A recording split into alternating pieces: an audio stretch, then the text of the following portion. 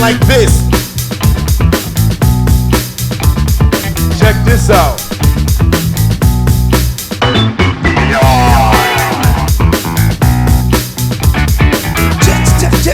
Check it out. What's it all about?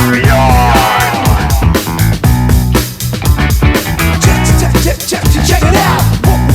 What's it all about?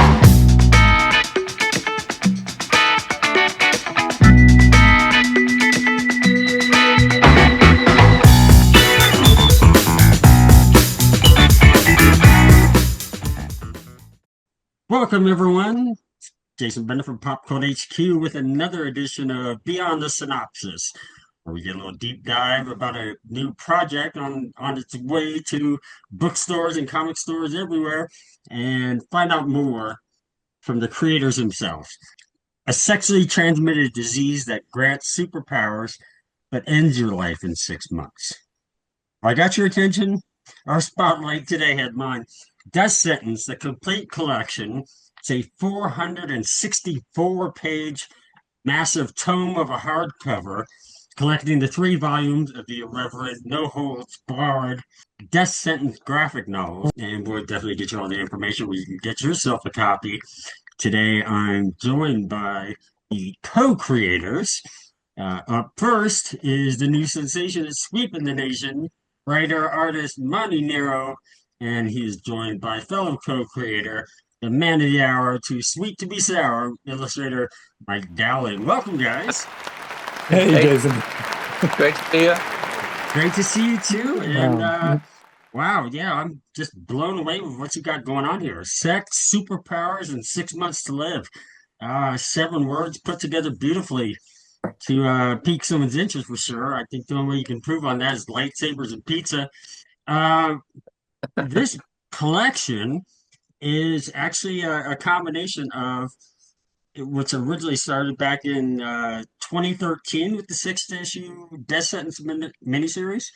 And then you had a follow-up a couple years later, 6th issue Death Sentence London, and then Death Sentence Liberty, another 6 issue. But was that straight crowdfunding? Was that just a Kickstarter only? It was the first half of it was a Titan comic, which Martin Simmonds was drawing.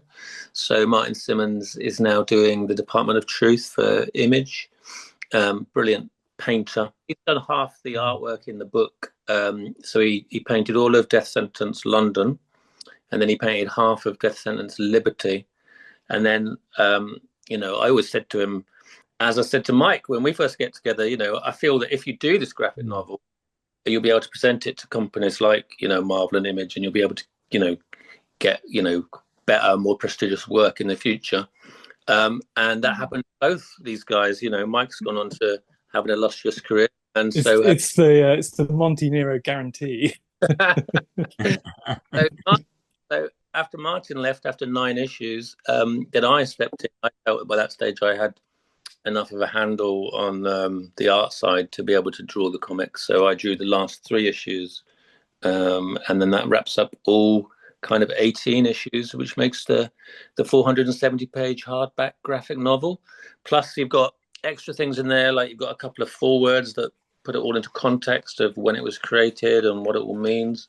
And then you've got a really nice sort of analysis at the back, all about designing the characters and designing the world. The design, the cover galleries, the bios for the creators. I even like the ones in between that were like the back of each individual issue, where you had like the G Plus health ads, Verity's journal entry, the newspaper interview with Weasel.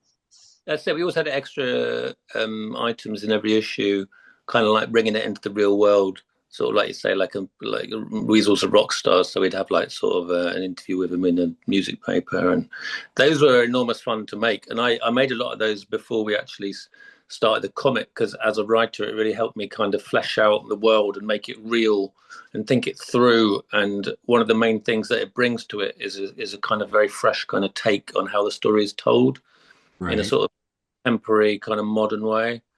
And as a result, it's kind of very funny and quite outrageous in the way that, say, like, when you're having a laugh with your mates, in the pub or something. It's kind of that kind of rock and roll kind of atmosphere.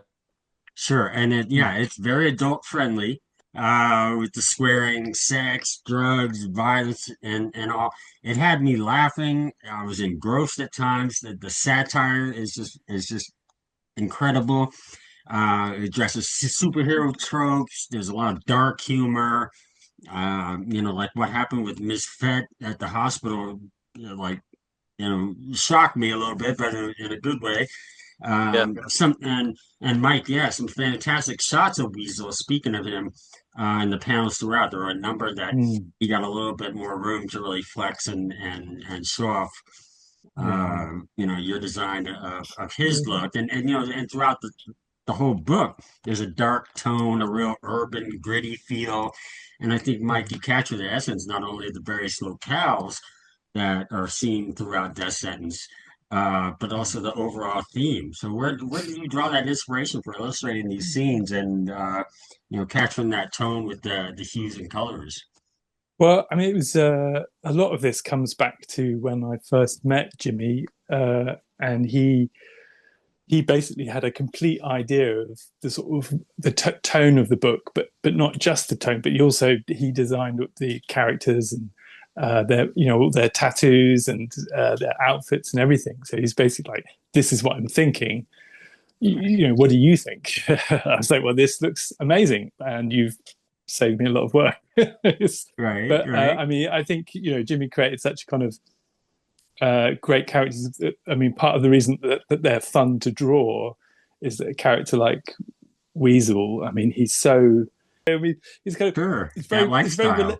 It's very relatable, and his kind of inability to kind of land it is quite relatable as well. But it means that he's always so drawable because he's always on the surface, wanting these kind of really relatable things. So Yeah, yeah, I mean, it was easy really because of the way the characters are written. They kind of I think Mike's undersold himself a bit there. It's true that I did paint the characters and designs and things, but that's very different from the sort of sequential artwork that you see in the comic, which is really incredible. It's like top level stuff, and kind of really brings the characters to life, with like a perfect kind of like urban kind of modern feel. And then what was immediately apparent with Mike's art was, just how well he was able to make the characters act and emote and kind of convey the emotion that was needed in each kind of panel of the script. sure. So immediately, as soon as I saw that, literally like the first pages that he sent me, I realized that I could write the script in a much more sophisticated way and just leave a lot of the emotion and the kind of meaning of the panels to the visuals for Mike to kind of draw, and bring the characters to life and their predicament. A lot of Weasel's and kind of poignant moments are kind of wordless just because of the ways Mike's drawn them. Yeah, he really brought a hell of a lot to it. Yeah. see now we're just saying nice things about each other. They prop each other up, man. That's good. That's a good relationship to have. Yeah. And I know we're speaking a lot about Weasel, but I want the viewers and listeners to know that, there's really a focus on three characters. So it's been great. You have more stories to tell and different viewpoints with Verity, who's the frustrated artist, and then Monty, the rogue media icon. How, you know, and this is the thing about Death Sentence, which I want people to understand that it's not just a traditional superhero type story. You have these powers, and what do you do with them? This kind of, it doesn't really, the superpowers don't define the character. In Death Sentence, we get a situation where kind of flips the script on that a little bit and puts you in a scenario akin to, say, like 100 bullets, where it's like, well, what would you do? You're given a situation, and are we going to see the real person and how they would approach that situation? Is that kind of a fair assessment? Yeah, the predicament reveals their character, and the stress they're under reveals their character. And it was very important to me as a writer that they have real kind of personalities and real characters and real backstories and wants and needs, just very much based on things I could see, in myself and people around me at the time, wanting to be an artist, wanting to be respected for your kind of skills, wanting to, make money and get on in the world. Weasel's a rock star. He wants to be a rock star, but he's kind of he's successful, but he's not a great kind of writer. So he's sort of struggling with that. And Monty's, kind of film star and fated for his kind of outrageous comedy and kind of out of control.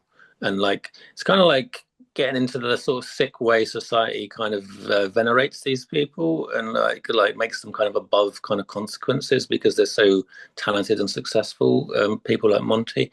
And then as a consequence, it's kind of like, looks into the effect of that on your personality and the society at large. So yeah, I mean, but it's also very funny because I basically just take the piss out of these people, for the large part. Right. Dramatic. It's definitely sad because they're all dying, and I wanted it to be very much the case that they're definitely all dying. There's no cure in this graphic novel. They're all going to die in 6 months. So it's like, what do you do in that 6 months, and how do you realize your ambitions? Which is really a microcosm of what we're all trying to do in the hopefully 80 or 90 years we get. We're all trying to do that. So it sort of condenses that essential problem we're all facing into 6 frenetic kind of exciting months. And squeezes the characters and their desires and sees what comes out, which is why it's so entertaining and fast-paced. Plus, we threw in a lot of great action, really great kind of. We always try to do things in an original way, so we'd kind of think okay, well, what kind of action scene have I never seen? And then we'd kind of come up with some way we could do that and make it really kind of vibrantly exciting. And Mike was very good at drawing that sort of stuff too.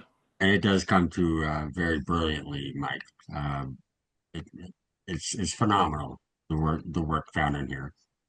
Yeah, thanks, Jason. Well, I mean, it's a lot of fun to draw, but I think, like Jimmy says, it's like you have to run the full gamut with the characters. So, they're sort of up and down, with the kind of thrill of possibly, these new evolving powers that they're gaining, but tempered with the sort of stark reality of, they've only got so long to kind of explore this new world.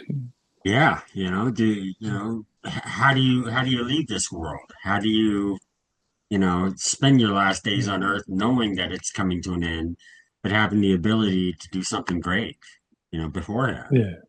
Yeah. What was amazing in reading over not only the book but also press release and other things. What's amazing to me is that given this was created over 10 years ago, a lot of the scenes throughout, it really felt like a life imitate art kind of situation where, it you dealt with issues like a pandemic or, a certain political landscape. But not only that, but it still feels very applicable today in 2025 with today's politics, current climate, and it's a real comprehensive look at the human condition. Was Death Sentence intentionally created in a way that its relevance would stand the test of time, or is that simply a result of how you think human society tends to gravitate towards? I think it was very well researched. So it's basically about all the kind of things I found ridiculous, upsetting, or worrying at the time. So it was very well researched, and I kind of read autobiographies of some of these people in the public eye, and looked into pandemics and what would happen if there was a pandemic and what kind of readiness there was, and all that kind of stuff. So from that point of view, it's that's why so much of what subsequently happened in our world was already in the graphic novels, because we'd kind of thought about it quite deeply and done our research. But then it was also very depressing. It was very depressing because when I wrote it, I did imagine it was a wildly satirical exaggeration, and like a sort of black kind of warning. Well, we had Boris Johnson as the Prime Minister. I know. Did all kinds of things, and the fact that these things subsequently came true was just depressing, to be honest. highlights my irrelevance. Not depressing enough to pull the books off the shelves. I mean, we're not. No. Because, I mean, it is a great thing you've done collecting all these together to look back at them. Yeah, I felt pretty sick about it when it was all happening in the world. But when we put the book together again, and Titan sent me it, I read it through, obviously, and check it all, and I was really chuffed with it. It was very funny. It was positive. It was took down all the right people. It was satirical. It was I was really I thought the work really stood up.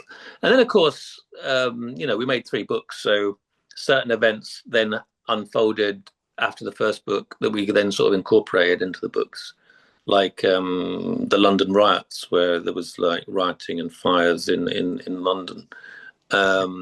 Mike was actually living in London at the time, in a flat above a shop when these shops were all being set on fire. Yeah. Well, I was in Hackney, and so it was kicking off there in East London, and so I did sort of have to keep. I was always aware of where my backup hard drive was, in case I had to kind of go to the back of the flat and jump out the back window. Because it was it was quite tense kind of time. But yeah, then that all was in the book. We incorporate kind of feeling and those kind of emotions and a lot of the sort of undercurrents of why the riots kicked off and what the response was and the effect it had on the community, and that's all like subtext to the book, to the sort of the middle book, whilst the main drama with all these characters and their kind of comedy lifestyles kind of unfolds. No, it's great. I love how it's turned out. I think put together this way, I mean, it's a great package throughout. Like you said, with the extras in there, there's a lot of value, and everyone is gonna love this thing. It needs to go on every bookcase. Great storytelling, beautiful visuals, and also I do want to point out that I've seen that work is underway to turn this into a major TV series. Yeah. Is there anything you can share with regards to the progress of TV development, or how you two may play a role in this production? There's been a pilot written, and there's a producer that's trying to raise money for it in Europe at the moment, sort of European Netflix. But I wouldn't hold my breath on that. Me and Mike are very much of the same mind on this, where we just very much concentrate on making our comics and making our comics as good as we can. And we don't make comics to make TV shows or films. We make comics because we love comics. And that's all we really want to do. That's certainly all I want to do is kind of make comics. So what gets picked up is because it's a really well-made comic with a great story and amazing visuals. And like both Mike and Martin are just exceptional kind of storytellers. In the medium of comics, there's you couldn't really find better people to tell a story, with words and images. So they really elevate it to sort of a higher level, and that's really what kept us sustained and excited while we were making it. It's like we were really committed, every page, not just to the paid. It was very much a case of like, we want to make this the best kind of example. Because it's such a long process, wasn't it, to put the first sort of 12, what was it, 12 or 15 pages, something that we put together? 10, yeah. So back in 2012, and it was and it was like Jimmy was saying, all this kind of, what is now kind of back matter for the omnibus, he was already putting together, as kind of kind of structure for the book, for the characters. And yeah, but we put so much work into just kind of just getting each bit of it to kind of work and function, with the idea that if we get it right, then it can get bigger. And I mean, with the TV and film stuff, it's like, if someone wants to do it, I mean, that's fine. And if they make something good, that would be amazing. But unless you have a very specific kind of deal, it's, by the time it gets to film and TV, it's somewhat out of your hands. Right. So I think, like Jimmy says, really, in terms of sort of the artistic side of it, all you can do is, do the comics and do them as well as you can. Sure. And Yeah. the way that this feels like this may not be the end of the story, or at least the door open for a potential of more. Is that kind of accurate? Yeah, I've written scripts for the follow-on story. I've got sort of 2 graphic novels worked out. One featuring Verity, Okay. one featuring Weasel. The idea with those 2 is that they'll concentrate much more on those individual characters, because this massive tome, these 470 pages, it kind of interweaves the lives of these 3 characters together, and some other characters that appear later, like Jeb Mulgrew, who's an FBI agent investigating the conspiracy around the virus. Yeah, I've got those 2 worked out, and then had another idea as well for a kind of really cool kind of story, which gets into, I think, the way that the powers work, in that they derive from you being creative. So I'm very interested in people like having, I don't want to say too much about it because I don't want to give it away until I can make it, but there's certain ways you can do kind of extra normal abilities in comics that you don't see in like Marvel or DC. There's certain ways of doing it, and I've got a really nice kind of visual way of doing that, which I might do one day. It really sounds like you're really going to be expanding on the world building that you've already established. Yeah, there's a lot to build on, and there's deliberately, throughout the story, there's deliberately threads and storylines that I deliberately left kind of hanging, like minor points or minor characters, because I thought, like, well, I know I can flesh this out and have a whole kind of revisit it another time. Comics about this character who's a minor character in this point, but we could build on this later, which I think is quite the fun of an ongoing comic. Is I always like to tell the story so everyone can understand it every issue and get the greater meaning of the graphic novel, but also there's more you can always build upon. But Mike's very busy with his Marvel stuff, and Martin's very busy with his Image stuff, and I'm making Chrome Roses at the moment, which is my new cyberpunk graphic novel. So nice. That's one that I'm writing and drawing myself. So it's got lots of kind of hand-drawn art, which I do with ink and airbrush. So that's on Kickstarter. That's going to launch soon. The second book in that trilogy is going to launch on Kickstarter. So if you look for Chrome Roses on Kickstarter, you'll find that. So yeah, I'm very much deep into that at the moment and building that world and the characters in the same kind of way that we tried to do Death Sentence, but without Mike's incredible talent, unfortunately.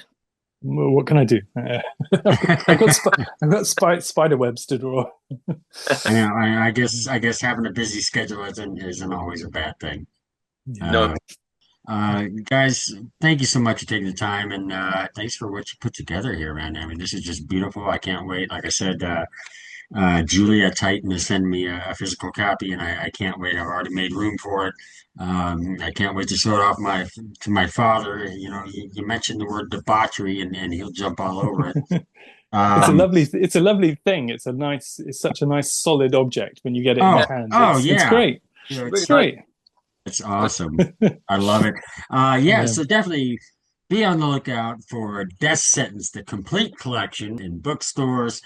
Comicraft is available in digital format, and we'll give you all the links where you can get it online, whether Amazon, Barnes & Noble, Books A Million, bookshop.org. So yeah, and thank you so much to my guests, Monty Nero and Mike Dowling. Thank you guys. And Thank you, Jason. I'm Jason. excited to get this out there, and this is something everyone needs to get their hands on a copy of it and read and just have a great time with and enjoy. And more than once for sure.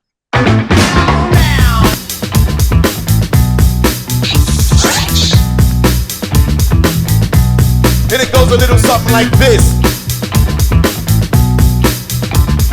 Check this out.